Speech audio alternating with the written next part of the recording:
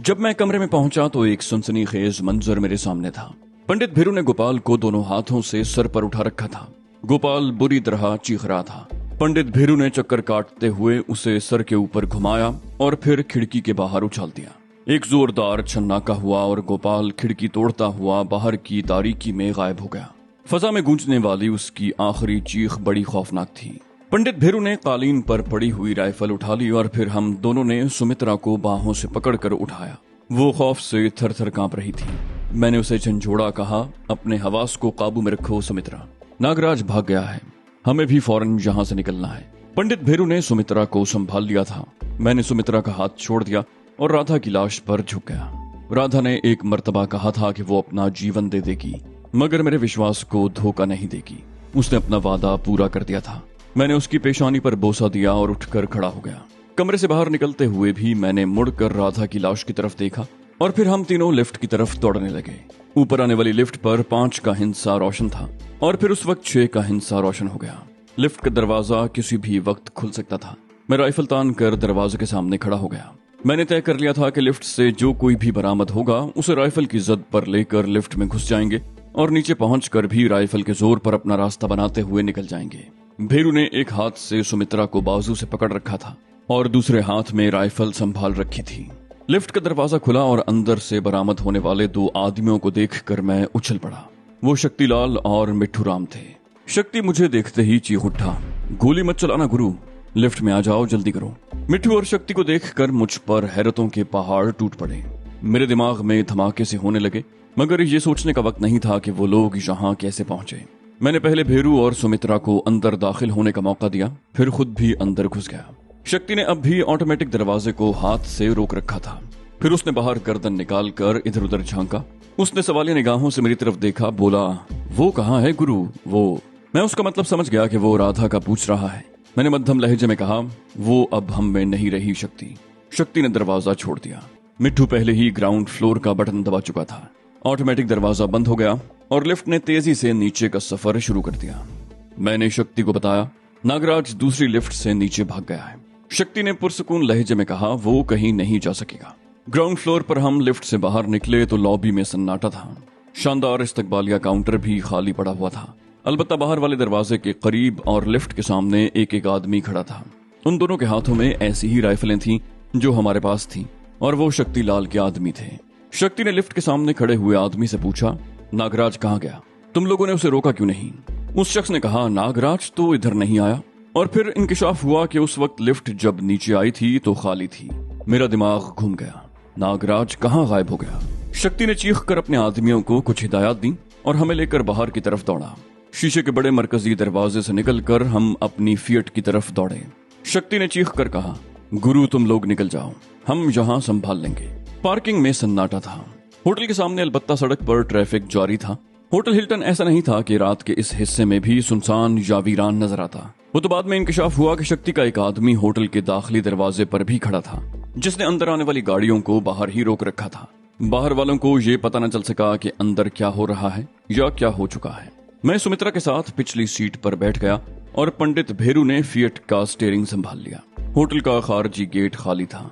Fiat तेजी से उस गेट से निकली और बाईं तरफ मुड़कर तेज रफ्तारी से सड़क पर दौड़ने लगी। पंडित भीरू ने इस बात का ख्याल रखा था कि हमारा ताक़ुब तो नहीं हो रहा। वो बार बार अकबी मंजर पेश करने वाले आईने में देख रहा था।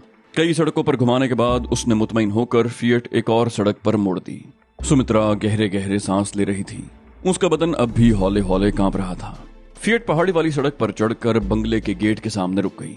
पंडित भीरू कार इंजन चलता छोड़कर नीचे उतर गया और कॉल बेल के बटन के साथ लगे हुए टेलीविजन के रिमोट कंट्रोल जैसे डिवाइस पर चंद बटन दबाने लगा।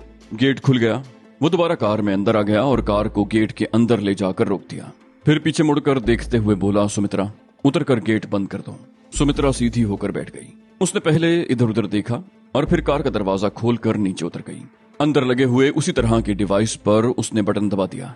ये दरवाजा आम दरवाजों की तरह अंदर या बाहर की तरफ नहीं खुलता था, बल्कि इसके बड़े बड़े दरवाजे स्लाइडिंग थे।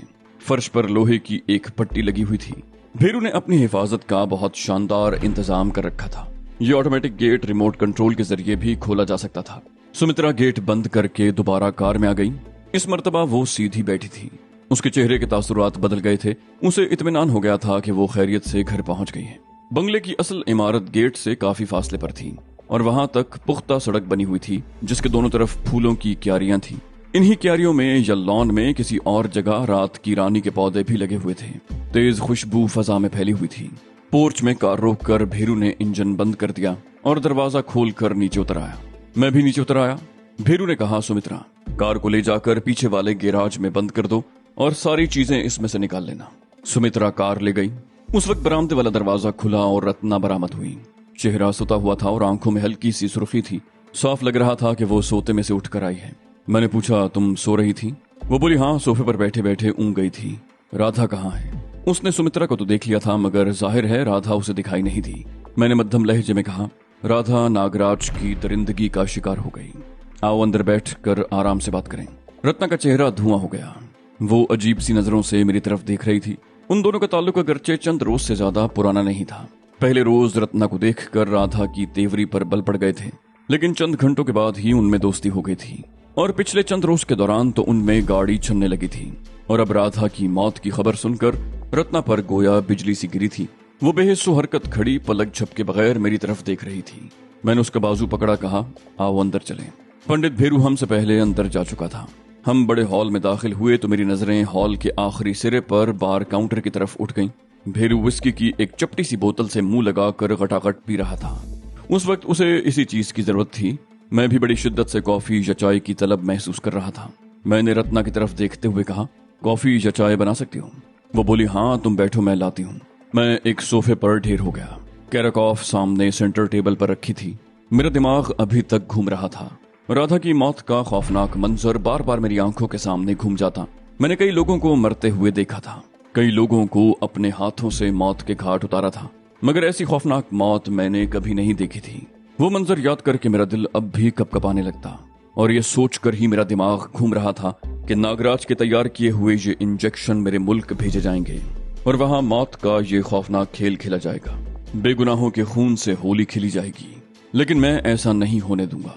सुमित्रा बरामदे वाले दरवाजे से अंदर दाखिल हो रही थी। उसके एक हाथ में कैराकॉफ राइफल और दूसरे हाथ में कुछ और चीजें थीं।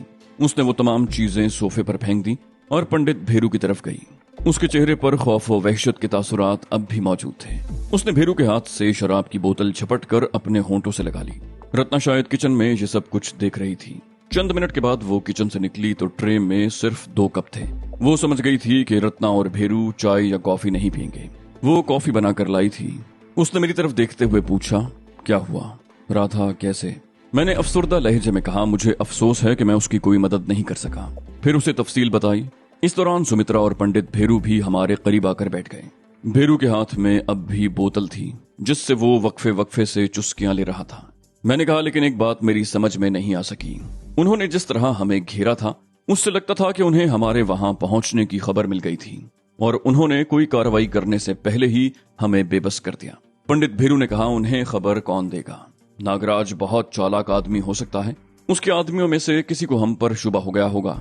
राधा, तुम, सुमित्रा या मैं भी शुबे की जद में आ सकता था। हो सकता है तुम्हें या राधा को पहचान कर फौरी तौर पर नागराज को इत्तला दे दी गई हो।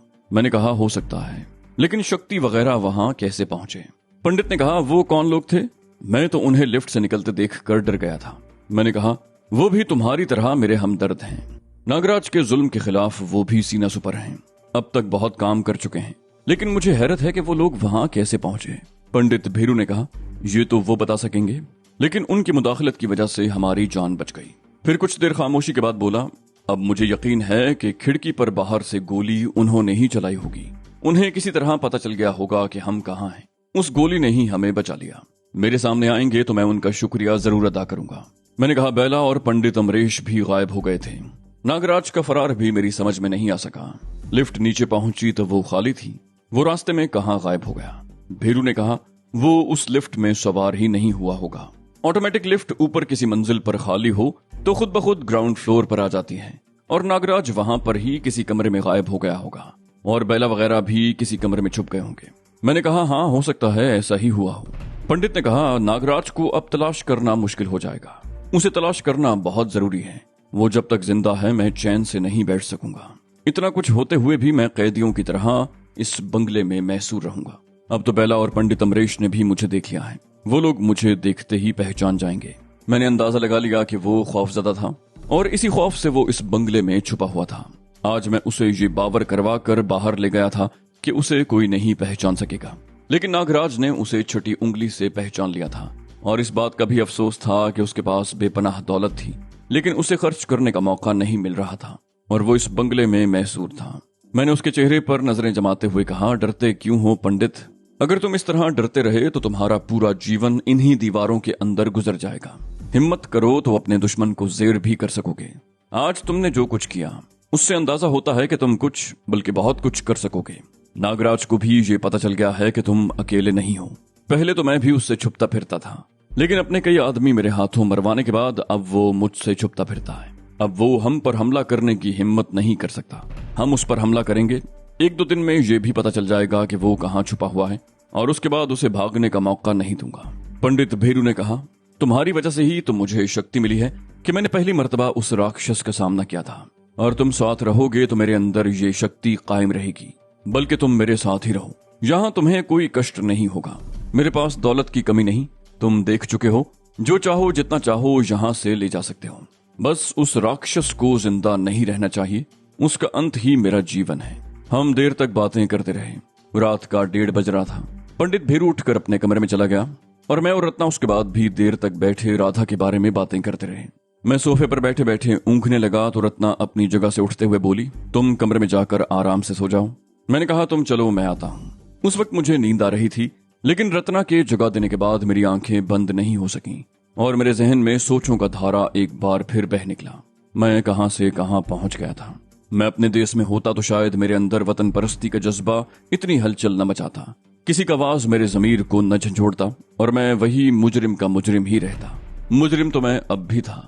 यहाँ जो जराइम मुझसे सरजद हो रहे थे उनका मकसद कुछ और था। पै दर पै कई लोगों को मौत के घाट उतारने के बाद भी मेरे दिल पर कोई बोझ नहीं था, कोई खलिश नहीं थी।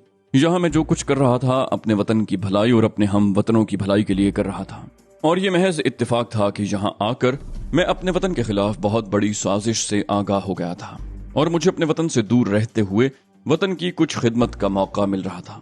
मेरे दिल में कभी एक लम्हे को भी ये ख्याल नहीं आया था कि मुझे इन खिदमात का सिला मिलेगा, कोई तमगा मेरे सीने पर सजाया जाएगा। मैं तो वतन की मोहब्बत के जज्बे से सरशार होकर इस आग में कूद पड़ा था। मैंने नताइज की कभी परवाह नहीं की थी और मुझे ये तजुर्बा भी हुआ था कि आदमी वतन से दूर हो तो मिट्टी की मोहब्बत ज्यादा शिद्दत से उभरती है। और ये मेरी खुशकिस्मती थी कि मुझे यहाँ कुछ ऐसे लोग मिल गए थे जो इस सिलसिले में मेरी मदद कर रहे थे। राधा उन लोगों में वाहिद हस्ती थी जिसने बेलौस होकर मेरी मदद की थी और अपनी जान भी दी थी। उसकी वजह शायद नहीं बल्कि यकीनन ये थी कि उसका खमीर भी उस मिट्टी से उठा था जिसके खिलाफ ये घिनौनी साजिशें हो रही थीं। उसने जन्म तो पाकिस्तान की सरजमीन पर लिया था और 6-7 साल की थी जब अपने माँ बाप के साथ राजस्थान आ गई थी। पाकिस्तान में भी उनके साथ कोई अच्छा सलूक नहीं हुआ था। उनकी जमीन छिन गई थी, भाई और भावच को कत्ल कर दिया गया। ऐसी सूरत हाल में उसके दिमाग में पाकिस्तान के खिलाफ नफरत बढ़नी चाहिए थी, लेकिन वो अपने सीने में उस मिट्टी की मोहब्बत को परवान चढ़ाती रही। मैं यही कहूंगा कि वो पाकिस्तानी थी। उसने अपनी जान देकर मिट्टी का कर्ज उतार दिया था। ये सब लोग मुझे न मिलते तो मुझे इस हद तक भी कामयाबियां कहाँ मिलती। पहली मर्तबा भागने के बाद मैं ज्यादा से ज्यादा 2-4 रोज में पकड़ा जाता और बेदर्दी से मार दिया जाता, मगर इन लोगों की मदद से मैं इतना आगे बढ़ गया था कि नागराज जैसा दहशतगर्द मुझसे छुपता फिर रहा था। नागराज जिसके नाम की दहशत थी, जिसके हुक्म के बगैर परिंदा भी इस शहर पर नहीं मार सकता था। सूबे का चीफ मिनिस्टर, बड़े बड़े सियासतदान, वजीर और आला तरीन पुलिस ऑफिसर उसके सामने हाथ बांध कर खड़े होते थे, जो इस शहर का बेताज बादशाह समझा जाता था। अब वही नागराज अपनी ही सल्तनत में जाय पनाह ढूंढ रहा था। मैं मुख्तलिफ लोगों के हाथों में होता हुआ पंडित भेरू तक पहुंचा था। वो भी नागराज के अताब का शिकार हुआ था और पंडित भेरू ने नागराज को नर्क में पहुंचाने के लिए मुझे अपनी दौलत खर्च करने का इख्तियार दे दिया था। शक्तिलाल और उसके साथी भी मेरे जहन में थे। होटल हिल्टन से निकलते वक्त मैंने अंदाजा लगाया था कि उसने अपने कबील के कुछ और लड़के भी पार्टी में शामिल कर लिए थे और मैं उनसे भरपूर फायदा उठाना चाहता था। लेकिन मैं ये मुअम्मा अब तक हल न कर सका था कि शक्ति और उसके साथी ऐन वक्त पर हिल्टन कैसे पहुंच गए। ये मुअम्मा तो उस वक्त हल हो सकता था जब शक्ति से मुलाकात होती। मैं यही सब कुछ सोचते हुए सोफे पर ही नींद दराज होकर सो गया। सुबह सब लोग मुझसे पहले ही बेदार थे। मेरी आंख खुली तो 11 बज रहे थे। 12 बजे के करीब मैंने नाश्ता किया और जब मैं बरामदे वाले दरवाजे से बाहर निकला तो पोर्च में सुर्ख रंग की एक टोयोटा कार देखकर चौंके बगैर न रह सका। पंडित भेरू वसी बरामदे में बांस से बनी हुई एक कुर्सी पर बैठा हुआ था। मैं उसके सामने दूसरी कुर्सी पर बैठ गया। मैंने पूछा, ये कार कहाँ से आ गई? वो बोला, पीछे गैराज में थी। एक कार और भी है, फिएट। शायद रात को पहचान ली गई थी, इसलिए फिलहाल मैंने उसे गैराज में बंद कर दिया है। मैंने कहा, बहुत अच्छा किया। उस वक्त सुमित्रा हमारे लिए कॉफी लेकर आ गई। अब वो मुकम्मल तौर पर अपने कंट्रोल में थी।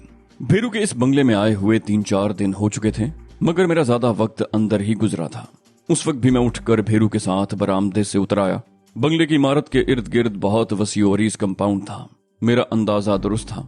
10 एकड़ रकबा जिसमें तरह तरह के दरख्त लगे हुए थे, उनमें कई फलदार दरख्त थे। झाड़ियां हर तरफ फैली हुई थी। इमारत के बाएं पहलू में एक बहुत बड़ा स्विमिंग पूल भी था। पंडित भेरू मेरे साथ चलते हुए बता रहा था, ये जमीन मैंने तकरीबन 10 साल पहले खरीदी थी। इस जमीन की खरीदारी और इस पर होने वाली तामीर को मैं राज रखना चाहता था। मैं पंडित भेरू सिंह की हैसियत से ये सब कुछ नहीं कर सकता था, इसलिए उस वक्त भी मुझे इस तरह भेस बदल कर सामने आना पड़ा था। लोग यही समझते थे कि ये पहाड़ी एक ठाकुर ने खरीदी है। तकरीबन 6 साल तक ये पहाड़ी ऐसे ही पड़ी रही और फिर मैंने ठेकेदार कलकत्ते से बुलवाया। तमाम मजदूर और कारीगर भी बाहर से बुलवाए गए थे। अगर मैं इस एहतियात से काम न लेता तो आज हम आजादी से यहाँ नहीं रह सकते थे। हम तकरीबन 1 घंटे तक घूमते रहे। भेरू मुझे बता रहा था कि उसने अगरचे बंगले की हिफाजत के बहुत माकूल इंतजामात कर रखे हैं। रात के वक्त 4 दीवारी के ऊपर लगी हुई खारदार तारों में करंट छोड़ दिया जाता है, मगर वो इन इंतजामात से मुतमईन नहीं। नागराज का खौफ उसके दिलो दिमाग पर तारी था, लेकिन अब उसे उम्मीद पैदा हो चली थी कि उसे जल्द ही उस राक्षस से निजात मिल जाएगी।